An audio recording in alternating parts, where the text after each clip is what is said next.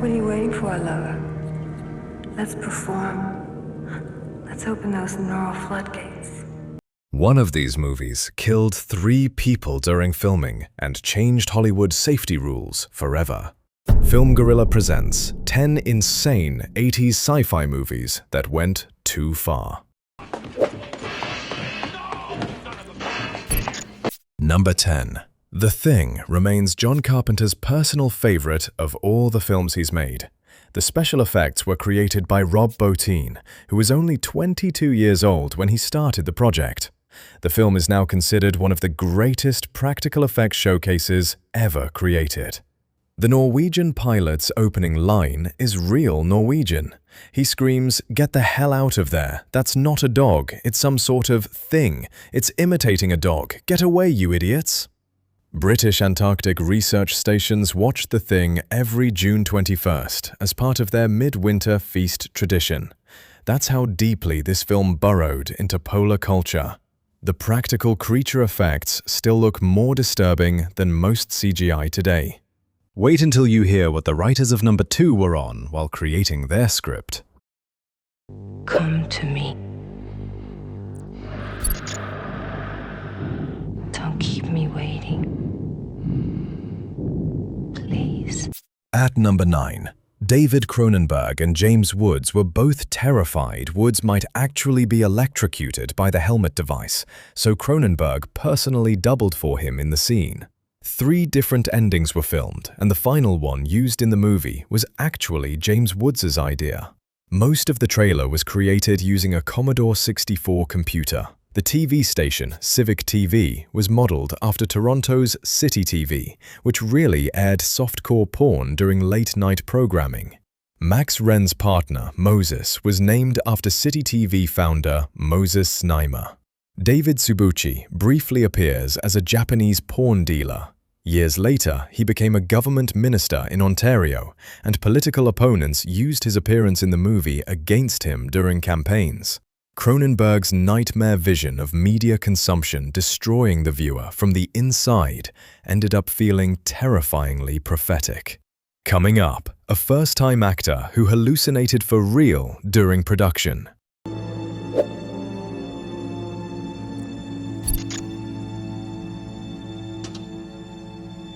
Number 8. Jeff Goldblum wrote Vincent Price a letter saying, "I hope you like it as much as I liked yours." Price watched the film and called it wonderful right up to a certain point, then admitted it went a little too far. The makeup process for Goldblum's later transformation stages took nearly 5 hours every day. Some audience members in 1986 reportedly struggled to sit through the body horror scenes.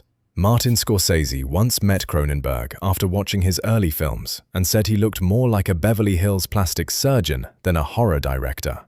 That comment inspired Cronenberg to cast himself as a doctor in the movie. The coffee shop scene where Seth rambles endlessly was only partially scripted when filming started because Goldblum wanted to add more personality to the character. The line about being an insect who dreamt he was a man references both Kafka's Metamorphosis and Zhuangzi's Butterfly Dream. Next, a film that pushed its actors so far, one of them started hallucinating for real.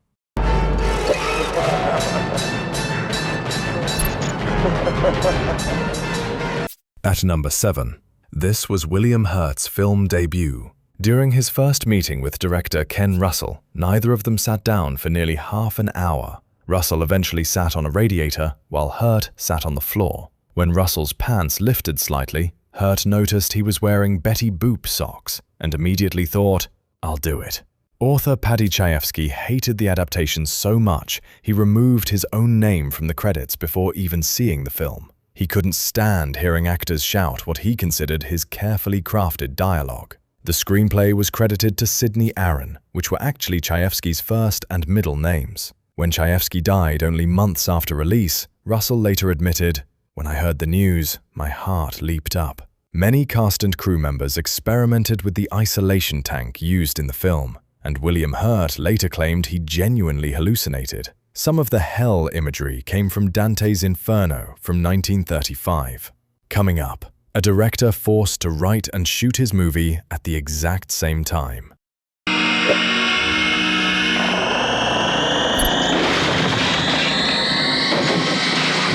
Number 6. Cronenberg once called this the most frustrating film he ever made. Production started without a finished script and had to wrap within roughly 2 months so the financing could qualify as a tax write-off. Cronenberg was literally writing scenes while filming other scenes. He also described constant tension between several cast members, especially Patrick McGoohan and Jennifer O'Neill. Actor Stephen Lack remembered his first day on set. They put him behind the wheel of an 18-wheel truck, even though he had never driven one before. During filming, a real highway accident happened nearby after drivers slowed down to stare at the production. One person reportedly died in the crash. The entire crew climbed over the roadside fence to help before filming resumed. The movie was partially inspired by William S. Burroughs' Naked Lunch, which featured telepathic organizations known as senders. Cronenberg would later direct Naked Lunch himself in 1991. Wait until you hear what Michael Crichton predicted in number 5.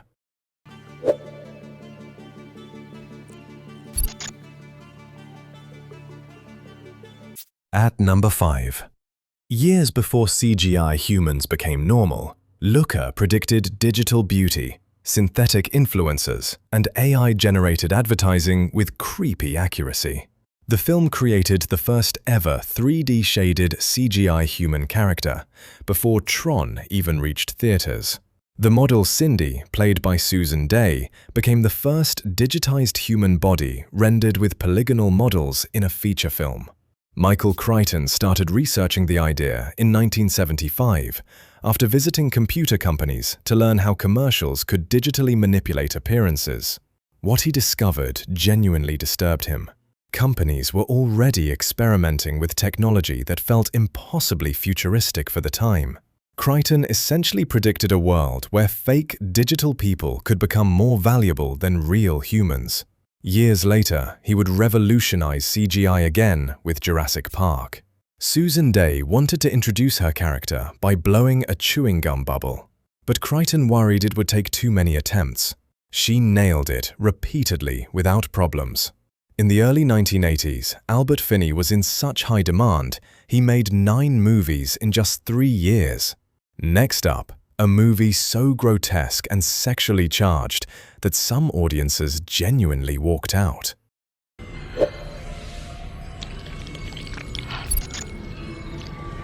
What the hell is that? Number 4. From Beyond pushed practical effects, body horror, and sexual imagery so far that many viewers in the 1980s had no idea what they were even watching. The H.P. Lovecraft story it's based on was only 7 pages long, but director Stuart Gordon transformed it into a surreal nightmare of mutation, obsession, and flesh horror. Barbara Crampton later sold the leather dominatrix outfit from the movie at a yard sale, which somehow feels completely fitting for this film. Gordon even hired medical advisors to make the doctors and nurses behave realistically on screen, making the insanity feel disturbingly believable. To keep costs down, the production moved to Italy and used an Italian crew, reducing the budget from a possible $15 million to roughly $2.5 million. The movie was shot on a soundstage outside Rome called Dinocittà, originally built by Dino De Laurentiis before being seized by the government over unpaid taxes. Even today, the film still feels like a bizarre fever dream from another dimension. Coming up, the deadliest movie production of the entire 1980s.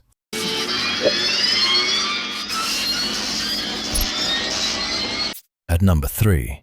Vic Morrow was waiting to film the scene that killed him when he allegedly told a production assistant, "I must be out of my mind doing this. I should have asked for a stunt double. What can they do but kill me, right?" Years earlier, while filming Dirty Mary, Crazy Larry, Morrow insisted on a $1 million life insurance policy before doing helicopter scenes because he feared he would die in a helicopter crash. Tragically, he was right. The accident killed Morrow, along with child actors Renee Chen and Mai-Ka Din Lee. Steven Spielberg ended his friendship with director John Landis afterward, saying the tragedy left everyone sick to the center of their souls. George Miller was reportedly so disturbed by the accident that he walked away from post-production on his segment without warning. The scene being filmed had actually been added late in production to soften Morrow's racist character. After the accident, every scene involving the children was completely removed from the final movie. Next, a director who admitted he was high on drugs while writing the script.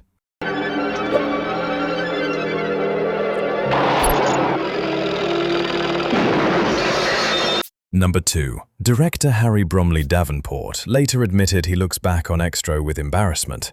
The movie's bizarre and disturbing atmosphere was apparently completely accidental. Davenport said he and his co-writers were extremely high on drugs while writing the screenplay and kept throwing in random ideas they thought sounded interesting, including killer toys, strange creatures, and surreal nightmare sequences. Despite disliking the film himself, Davenport is oddly proud of its reputation for being one of the bleakest and most disgusting sci-fi horror movies of the decade. The creature attacking the woman in the cottage was played by a mime crawling across the floor on his back. Even though the story clearly involves extraterrestrials, the creatures are never directly called aliens. Some fans prefer interpreting them as Lovecraftian beings from another dimension entirely. This was also Mariam Diabo's film debut. Davenport once described his soundtrack as screaming synthesizers. At number 1, a fake dessert made from blended fish bones.